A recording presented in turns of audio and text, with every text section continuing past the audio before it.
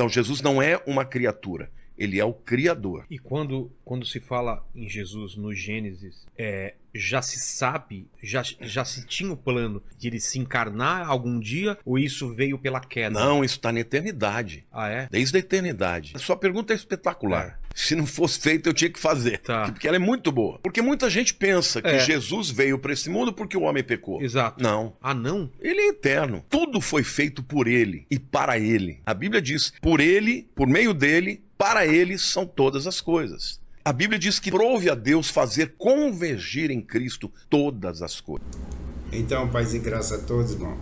O tratado que nós vamos trazer aqui é sobre aí a fala do Lamartine.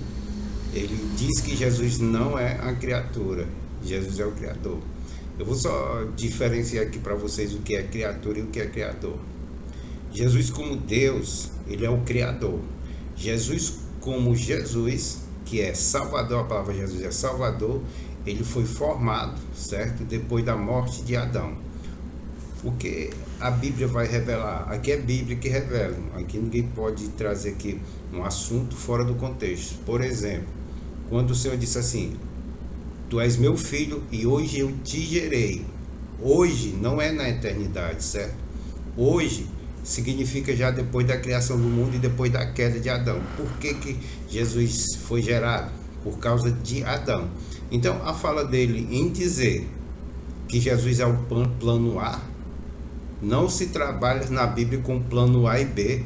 Isso aí é conversa desses pregador ou teólogo da predestinação. Não existe plano A e nem plano B, existe lei. Quando Deus coloca Adão no jardim do Éden, ele diz que a lei seria, não comerás do fruto do conhecimento do bem e do mal. Essa é a lei. Agora, plano A e plano B não existe aqui. Existe quebrar a lei e guardar a lei, ok? Então, nesse caso, ele está querendo dar aqui uma desperto, como que tem a interpretação do que está falando. Ele não tem interpretação do que ele está falando. Por quê? Se a Bíblia diz, tu é meu filho e hoje te gerei, então não foi na eternidade. Jesus não foi gerado na eternidade. E que Jesus também não sabia que Adão ia cair. Deus não programou Adão para cair. Alguém é programado para aceitar Jesus? Não.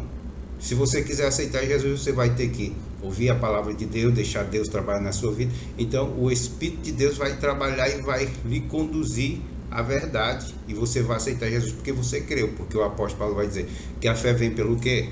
Quando você escuta a palavra de Deus, então a fé se manifesta. O que é a fé? A fé é um novo mandamento de Cristo. Agora, o fato dele dizer que todas as coisas foram criadas por Jesus, mas sendo Jesus como Deus. No princípio criou Deus os céus e a terra, foi Deus que criou. Só que esse Deus se esvaziou.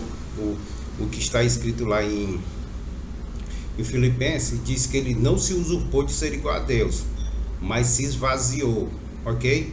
Então, é isso. Tem um texto de Apocalipse que eu acho extraordinário para responder a tua pergunta. Apocalipse 13:8 diz assim, tá falando ali Apocalipse 13 fala da besta, né? Fala do falso profeta, do anticristo. No versículo 8 diz assim, adorá-la-ão aqueles cujos nomes não foram escritos no livro da vida do Cordeiro que foi morto desde a fundação do mundo. O que está dizendo ali? Que na época do anticristo, quem não tiver um nome escrito no livro da vida, vai adorar a besta, o anticristo. Mas ali tem uma verdade que é extraordinária. Do Cordeiro que foi morto desde a fundação do cosmos. Caramba. Então, a morte de Jesus, embora tenha tido, né, uma data no mundo físico, ela sempre aconteceu. Já estava na eternidade. Entendi. Ele morreu antes de nascer. Caramba. Entendeu? Então... Ok, então, agora eu vou tratar para vocês sobre o que ele falou sobre Jesus não veio ao mundo porque o homem pecou, já estava programado, certo? Não estava programado. Quando Adão e Eva pecam, o que aconteceu? Eles se separaram de Deus, certo? E quando eles se separam de Deus, precisava de um cordeiro morto para resgatar o pecado. E como é que esse cordeiro teria que ser morto? Jesus foi criado não na eternidade. Jesus foi criado, hoje te gerei, tu és meu filho. Hoje te gerei, não foi na eternidade. Eu vou mostrar para vocês por que não foi na eternidade. E vamos ver, lá em Isaías capítulo 43, versículo 3 diz: antes que houvesse dia, eternidade. Antes que houvesse dia, eu sou. Não há quem possa fazer escapar da minha mão. Agindo eu, quem impedirá? Antes que houvesse dia, eu sou. Quer dizer, Deus, antes que houvesse dia, não tinha dia, era eterno. Então, Jesus, como Deus, ele é. Agora, o fato de dizer que o plano da salvação também tinha um plano da queda, aí é querer botar Deus contra Deus. Por quê? Se Deus prepara um plano para mandar uns por lago de fogo, por arte, e outros não, isso se chama predestinação. Então Deus já sabe tudo, se chama predestinação. É predestinação. O que o Lamarck está dizendo é uma predestinação. Só que Deus deu lei. Adão e Eva quebram a lei. Quando ele quebra a lei, Jesus se torna cordeiro morto agora desde a fundação do mundo. Só que ele não sabe o que é a fundação do mundo. Desde a fundação do mundo, ou antes da fundação do mundo, a fundação do mundo é povoação de pessoas. Fundação do mundo. Fundação é todos aqueles que saem da linhagem de Adão, do mundo.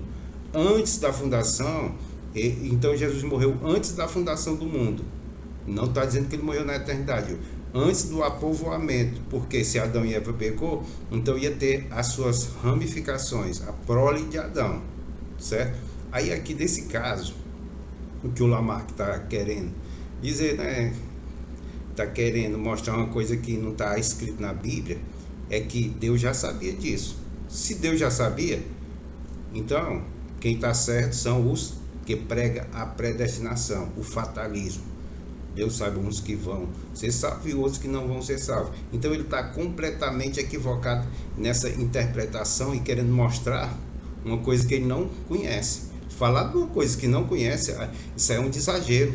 Falar da Bíblia e botar a Bíblia contra Deus, dizer que Deus já tinha preparado o Adão para cair, porque o que ele está dizendo é isso, porque Deus não usou a soberania dele, certo? A onisciência, a onipotência dele, para pegar e fazer ali uma lei normativa no Éden. Deus só deu lei.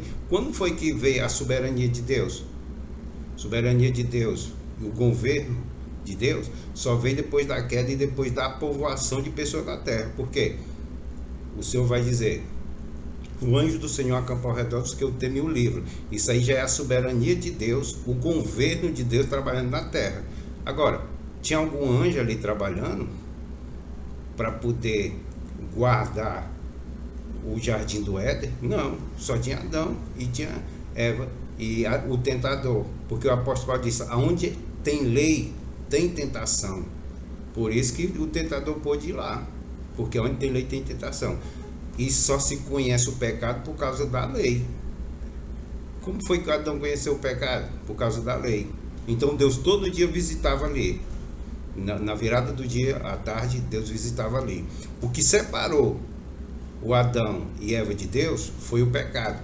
E para poder Jesus voltar a ter comunhão, ou seja, o homem ter comunhão com Deus, o que aconteceu foi que Jesus se tornou cordeiro desde a fundação do mundo, não na eternidade. Por quê?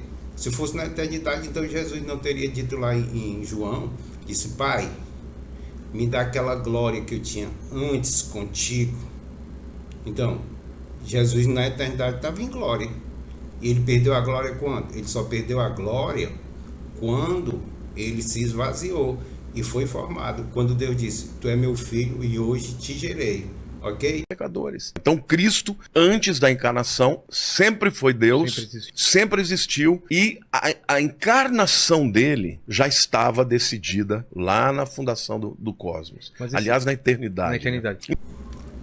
Ok, então, sobre o que ele falou sobre convergir todas as coisas, é retornar pelo Cordeiro, ou seja, através do sacrifício do Cordeiro, Jesus resgatou todas as coisas. Isso é convergir todas as coisas. ok? Então, pessoal, deixa eu explicar para vocês melhor. Ele não está usando a Bíblia, ele não está mostrando texto e contexto para justificar a fala dele, certo? Então, o que eu vejo aí, eu sempre digo, quando o cara está falando sobre o assunto, ele estudou sobre a predestinação e não tem assunto e fez esse embasamento. Então, convergir todas as coisas é porque todas as coisas tinham caído. Então, ele convergiu através do seu sangue. E lá em Hebreus vai dizer: e pelo seu sangue trouxe para todos a redenção e a salvação e promessa para os que buscam a Deus e estão na aliança, certo? Agora, eu vou concluir por aqui, mas eu quero que vocês observem bem. Se a fala dele fosse uma fala que ele tivesse contexto para fazer uma explicação, então estaria bem eloquente. Agora, o fato é que ele está querendo usar a base filosófica. E a base filosófica é um pensamento sem base bíblica, ok? Então, é isso.